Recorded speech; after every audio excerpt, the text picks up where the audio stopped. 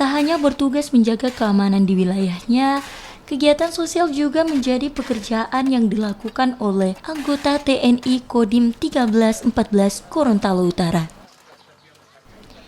Kegiatan sosial juga menjadi pekerjaan yang dilakukan anggota TNI Kodim 1314 Gorontalo Utara.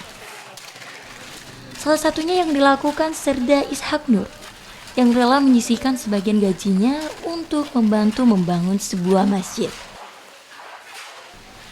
Kondisi masjid yang cukup memprihatinkan membuat dirinya bersama warga setempat berinisiatif untuk membangun kembali masjid.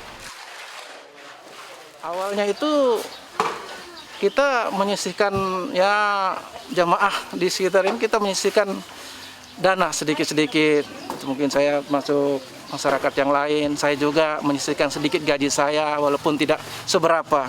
Saya untuk istilahnya menambah membeli semen, besi untuk awal peletakan batu pertamanya itu.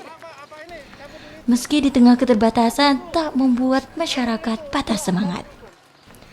Untuk membangun masjid, mereka menjual hasil bumi miliknya yang kemudian hasilnya sebagai pengadaan material masjid. Dari sini pendapat satu dua orang sepertinya terterima kepada semua jamaah.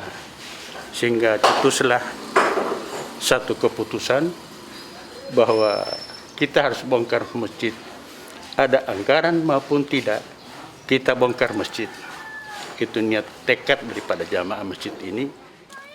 Masjid yang sebelumnya berukuran 6 x 7 meter kini diperbesar dengan ukuran 11 x 12 meter. Warga menargetkan pembangunan masjid akan rampung dan dapat digunakan sebelum Ramadan tiba. Mamat Kaida, Kompas TV, Gorontalo.